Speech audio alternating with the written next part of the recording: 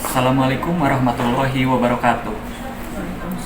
Kembali lagi bersama saya Abdullah Hidayat. Sekarang saya berada di bidang latihan dan produktivitas. Di sini saya akan mewawancara kepada informan Ibu Susi selaku yang bertugas mengenai perekrutan. Langsung. Ibu maaf mengganggu ya. Bentar, boleh diulang, Boleh. Nanti diedit ini, Bu. Ya. Enggak. Langsung saja ya Bu. Iya, enggak. Siapa saja yang dapat mendaftar pada website Infoloker Karawang? Yang mendaftar itu semua pencari kerja yang berKTP Karawang. Nanti khusus Karawang. Khususnya, ya, karena sistem di Infoloker itu hanya bisa mengakses yang berNIK 3215 atau yang sudah berKTP Karawang. Yang boleh diaksesnya. Mengapa Disnaker Karawang membuat website Infoloker tersebut? Ya, karena dengan pernyataan-pernyataan dari masyarakat umum yang katanya masyarakat Karawang susah mencari kerja di rumah sendiri atau di kampung halaman sendiri gitu ya, di pribumi sendiri itu susah untuk mencari kerja. Akhirnya kami pihak Disnaker membuat website Infoloker itu yang dikhususkan untuk yang berKTP Karawang gitu. Jadi untuk menciptakan atau meminimalisir pengangguran yang ada di Kabupaten Karawang gitu. Apakah ada kendala yang dihadapi dalam proses rekrutmen atau job fair dalam website Infoloker? Kendala itu biasanya sih kalau di link pasti ada gangguan kayak misalkan loading gitu ya, atau pemeliharaan sistem. Nah, itu kadang-kadang pas bertepatan dengan ada perekrutan, pas loading masyarakat ya kendalanya susah untuk masuk atau daftar ke Infoloker. Terus kendalanya ada beberapa masyarakat lain yang di luar Karawang tidak bisa mengakses gitu kan, akhirnya mereka mau cari kerja katanya susah. Kendalanya itu aja sih. Bagaimana cara Disnaker Karawang dalam menarik perusahaan yang berada di Karawang supaya melakukan job fair melalui website Disnaker? Ya, untuk menarik perusahaan agar bisa mengakses di Infoloker atau ikut partisipasi melakukan rekrutmen di Infoloker, kami melakukan sosialisasi ke perusahaan-perusahaan atau sosialisasi dikumpulkan di suatu tempat, misal di aula Disnaker, atau pas bertepatan ada kegiatan di salah satu bidang kami, misal di hotel atau di mana, kita adakan sosialisasi dan kita memberikan tutorial mengenai pendaftaran Infoloker. Apa saja manfaat yang dapat diperoleh oleh perusahaan ketika merekrut karyawan melalui website Infoloker ini? Ya, manfaatnya jelas perusahaan tidak perlu jauh-jauh mengakses ke luar Karawang. Jadi memudahkan mengakses masyarakat Karawang melalui satu sistem, yaitu di Infoloker Disnaker. Jadi perusahaan nggak perlu jauh-jauh misalkan harus ke SMA yang di pesisir atau yang di luar jangkauan lah gitu, karena Infoloker ini kan dikhususkan untuk semua masyarakat yang ada di Kabupaten Karawang dan KTP Karawang. Apakah perekrutan melalui website Infoloker atau job fair yang diadakan oleh Disnaker dapat menurunkan angka pengangguran sendiri? Selama ini dengan berjalannya Infoloker yang sudah beberapa tahun ini ya, hampir 3 tahun ini, alhamdulillah sudah mengurangi pengangguran yang ada di Kabupaten Karawang. Ya, cukup efektif lah dengan adanya Infoloker ini ya, memudahkan masyarakat Karawang untuk mengetahui lowongan-lowongan yang ada di perusahaan yang ada di Kabupaten Karawang ini. Apa saja manfaat yang akan didapat oleh peserta ketika mengikuti pelatihan di BLK? Manfaatnya jelas. Satu, mereka bisa berlatih ya, bisa berlatih sesuai dengan yang diinginkan dan melihat pasar di perusahaan sendiri, pasar kerja di perusahaan sendiri membutuhkan apa gitu kan, membutuhkan pelatihan apa, mereka bisa memilih. Terus manfaatnya lagi mereka bisa melakukan uji kompetensi. Jadi uji kompetensi yang akhirnya mendapatkan sertifikat yang berlambang Garuda itu yang dari BNSP. Nah, tentunya sertifikat yang berlambang Garuda itu kan sangat ini sama perusahaan ya, sangat dilihat lah gitu oleh perusahaan, itu manfaatnya. Bagaimana cara menentukan jenis pelatihan yang tepat bagi peserta? Cara menentukan jenis pelatihan yang tepat, sebelum mereka mendaftar bisa melakukan konsultasi dulu dengan pihak-pihak atau panitia yang ada di BLK ya, dengan pegawai di BLK. Kita melihat dia condongnya kemana dia minatnya. Misalkan kita tanya dulu kan, misalkan pengen ke perusahaan, terus kita lihat dulu basic pendidikannya juga seperti apa, menunjang atau tidak gitu kan. Dan kita lihat kebutuhan di perusahaan itu biasanya contoh kayak misalkan dia butuh manufaktur, tentunya dari SMK. Nah, kalau yang daftar ini ternyata dari SMA IPS, tentunya kan walaupun nanti kita pelatihan di BLK ini tentu tidak bisa memaksakan karena perusahaan tidak membutuhkan SMA yang jurusan IPS. Dan nanti kita bisa berikan alternatif, misalkan ikut ke beberapa pelatihan yang menjurusnya ke kewirausahaan. Ya. Metode apa saja yang dapat digunakan dalam pelaksanaan pelatihan? Metodenya banyak ya. Ya, tentunya yang tadi pelatihan di BLK atau melakukan pelatihan secara resmi, yaitu melalui pemagangan, pemagangan di perusahaan. Jadi menuju training langsung di perusahaan.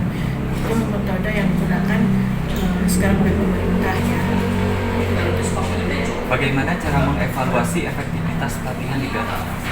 Cara mengevaluasi efektivitasnya itu tadi dengan adanya uji kompetensi, kita melihat seberapa kemampuan mereka selama mengikuti pelatihan. Nanti di situ akan terlihat pengaruhnya ya. Apa saja kendala yang mungkin dihadapi dalam pelaksanaan pelatihan? Kendalanya biasanya sih kalau orang pribumi itu merasa saya orang pribumi nyari kerja gampang ya. Kendalanya itu rasa kurang disiplin dari peserta itu ya, biasanya tidak menerapkan kedisiplinan, itu ke satu ya kendalanya. Terus keduanya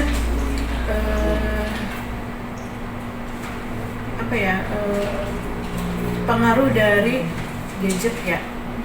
Mereka kan kadang gadget sampai malam gitu kan, tahu-tahu kesiangan mau berangkat kerja itu, akhirnya mempengaruhi kendala ke pelatihan. Ya kan, jadi di waktunya pelatihan mengantuk gitu kan. Iya, kurang fokus. Terus itu sih salah satu kendala yang paling dominan ya. Anak-anak sekarang tuh gadget tuh nggak pernah bisa lepas. Terus apalagi ya kendala? Mungkin dua itu cukup kali ya. Apakah dengan mengadakan pelatihan di BLK, presentasi pengangguran di Karawang menurun?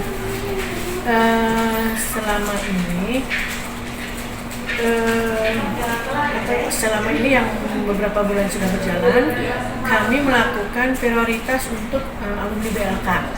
Jadi setiap perusahaan yang melakukan perekrutan melalui interworker, kami promosikan alumni BLK untuk diserap oleh perusahaan. Dan selama ini alhamdulillah setiap perusahaan melakukan rekrut minimal 10%-nya itu diserap di alumni BLK tersebut. Alhamdulillah itu sangat pengaruh besar lah gitu ya. Jadi alumni BLK tidak banyak yang menganggur. Faktor apa saja yang mempengaruhi tingginya angka pengangguran di Kabupaten Karawang? Faktor apa saja yang baik yang bisa dikat nggak? Bisa. Faktor pendidikan, karena tidak adanya link and match antara pendidikan yang dibutuhkan oleh perusahaan gitu ya. Jadi misalkan di Karawang banyak lulusan SMK misalkan pertanian, sedangkan perusahaan kan butuhnya SMK mesin. Nah itu salah satu contoh ya. Terus usianya itu misalkan di perusahaan maksimal 23 tahun, sedangkan yang 23 tahun itu sudah habis, jadi banyak yang 24 ke atas gitu kan. Itu mempengaruhi tingginya angka pengangguran. Terus ya itu ketiganya faktornya perusahaan selalu mengambil dari luar Karawang. Itu ya. Kendala apa yang dihadapi oleh Disnaker Karawang dalam mengurangi atau menurunkan angka pengangguran? Kendalanya kurangnya koordinasi dengan perusahaan. Ya udah kita sudah mensosialisasikan, tapi tetap perusahaan itu selalu mengambil dari luar Karawang. Walaupun kita sudah sosialisasi, terus datang ke perusahaan juga door to door gitu kan, tapi tetap selama ini masih saja ada perusahaan yang selalu merekrut di luar Karawang ya. Kendalanya itu. Keduanya yang SDM-nya yang memang tidak bisa tidak SDM pribumi tidak bisa bersaing dengan SDM. Apa saja dampak dari tingginya angka pengangguran bagi Kabupaten Karawang sendiri? Dampak dari tinggi angka pengangguran tentunya berpengaruh kepada perekonomian maksudnya ya, orang pribumi yang seharusnya mendapatkan kehidupan yang layak dengan adanya perusahaan-perusahaan yang sekitar 5.500 di Kabupaten Karawang, nyatanya mereka tidak bisa bersaing dengan SDM yang ada di Karawang. Adanya mereka wirausaha, tapi wirausaha juga kadang tidak berjalan karena apa ya, mungkin dari ego dirinya sendiri ya, yang maunya yang enak gitu kan, tapi mendatangkan uang banyak, susah juga kan seperti itu ya. Itu yang mungkin terjadi ya. Apa yang akan terjadi jika pengangguran semakin tinggi namun tidak diberikan solusi? Apa ya? 6 ya? Apa yang terjadi jika pengangguran semakin tinggi namun tidak diberikan?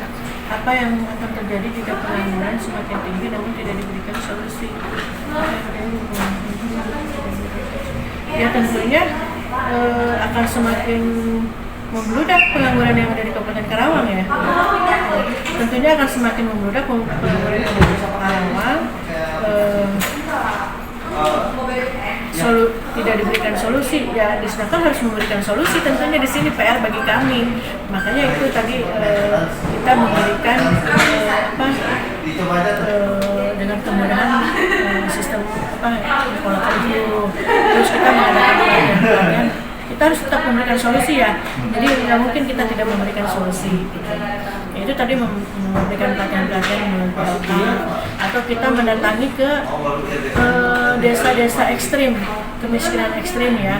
Kita mengadakan pelatihan untuk kewirausahaan seperti mungkin pelatihan tata boga, terus tata rias atau salon, garmen ataupun barista lah. Pokoknya kita menciptakan mereka untuk berwirausaha. Jadi kita nggak mau kalau tidak bisa memberikan solusi. Kita harus selalu memberikan solusi dan semuanya kembali kepada diri masing-masing. Mengapa pengangguran seringkali menjadi masalah? Tentu sangat bermasalah karena perekonomian nggak akan bisa berjalan kalau banyak pengangguran, benar nggak? Kita mau belanja kan butuh namanya uang ya, tentu itu harus berputar. Itu sangat bermasalah sekali. Kecuali kalau kerja, maka perekonomian di Kabupaten Karawang itu tentu akan maju ya. Apalagi dengan sekarang adanya mall, masa yang belanja dari luar kota Karawang. Orang Karawang juga kan harus konsumtif ya, harus punya uang. Apakah dengan diadakannya perekrutan atau job fair serta pelatihan di BLK dapat berdampak pada penurunan angka pengangguran? Selama ini kemarin ada job fair tuh sekitar bulan September. Alhamdulillah itu membantu menurunkan angka pengangguran yang ada di Kabupaten Karawang. Jadi dengan adanya job fair bulan September bertepatan di tahun ini, kita sosialisasi ke seluruh kawasan ya, untuk memotivasi memotivasi perusahaan untuk melakukan perekrutan melalui infoloker. Alhamdulillah kemarin nurut, terus banyak yang mendaftar, terus banyak yang lulusan dari Karawang juga. Membantu sih. Apa saja upaya yang telah dilakukan oleh pemerintah daerah atau Disnaker untuk mengatasi tingginya tingkat pengangguran di Karawang? Sebenarnya ini pertanyaannya bolak-balik juga sih dari atas ya. Jadi upaya yang telah dilakukan oleh pemerintah yaitu tadi satu, sosialisasi kepada perusahaan-perusahaan agar mereka mau merekrut SDM yang ada di Karawang atau memprioritaskan ke masyarakat Karawang. Terus keduanya perusahaan mengadakan sosialisasi ke sekolah-sekolah yang mau lulus kelas 3 kemudian sasarannya. Itu kita mensosialisasikan tentang program-program yang ada di Disnaker, misalnya tentang pelatihan data agar mereka bagi yang bisa cari kerja bisa melakukan daftar untuk berlatih di BLK atau bisa mengikuti program pemagangan. Program pemagangan ini kan ini adalah pelatihan ya bagi para pencari kerja. Jadi mereka nanti siap untuk masuk ke dunia kerja kalau Apa strategi perekrutan yang telah dilakukan oleh Disnaker Karawang untuk mengurangi angka pengangguran di wilayah? Strateginya kita mendorong perusahaan untuk memprioritaskan Karawang, diantaranya setiap melakukan pencatatan magang atau PKWT dilakukan dengan surat pernyataan memprioritaskan masyarakat Karawang. Bagaimana Disnaker Karawang memastikan bahwa tenaga kerja yang tersedia memiliki kompetensi yang memadai untuk memenuhi kebutuhan industri di Karawang? Untuk memastikannya ya, kompetensi itu tadinya adanya uji kompetensi. Ya. Misal kami di bidang lapas ini kan ada program pemagangan. Nah, program pemagangan ini di setiap evaluasi atau di akhir pemagangan ada program dari kami juga untuk uji kompetensi bagi peserta magang perusahaan. Jadi kita memberikan secara gratis untuk uji kompetensi itu. Jadi dari situ bisa memastikanlah bahwa anak-anak peserta magang yang sudah ditempatkan di perusahaan itu bisa terlihat dari uji kompetensi itu. Apa saja program pelatihan atau pendidikan yang disediakan oleh Disnaker untuk meningkatkan kompetensi? Ibu nggak apa-apa ya di sini. Iya, nggak apa-apa. Nah, program pelatihan atau pendidikan yang disediakan oleh Disnaker seperti di BLK itu ada 11 kejuruan. Ya, 11 kejuruan pelatihan. Itu satunya pelatihan otomotif, terus sepeda motor, terus pelatihan AC, terus pelatihan listrik, tempat ya, barista, garmen, tata boga, terus pelatihan administrasi perkantoran, terus pelatihan komputer, ada pelatihan lagi manufaktur, sama itu las. Pelatihan las. Nah itu yang di BLK. Kalau di bidang atas, di bidang kami itu adalah pelatihan yang langsung ke perusahaan, namanya pelatihan pemagangan. Ya. Bagaimana Disnaker Karawang bekerja sama dengan perusahaan di Kabupaten Karawang untuk memastikan ketersediaan lapangan kerja? Ya itu, kita selalu identifikasi ya, setiap awal program atau awal tahun kita identifikasi kebutuhan pasar kerja bagi perusahaan. Jadi seperti atau kemarin dengan adanya dengan bertepatan dengan ulang tahun Karawang, kita identifikasi ke semua perusahaan yang ada di Kabupaten Karawang untuk melakukan rekrut. Mereka butuh berapa orang, ada forum lah nanti boleh nanti buat apa tuh bahan itu juga nanti saya kasih ya. Jadi ada forum kebutuhan rekrut berapa gitu ya. Ini sudah perusahaan, jadi kita tahunya dari situ. Nanti kita kasih formnya. Sudah cukup? Sudah. Terima kasih Bu. Sama-sama. Enggak, senang kok. Iya.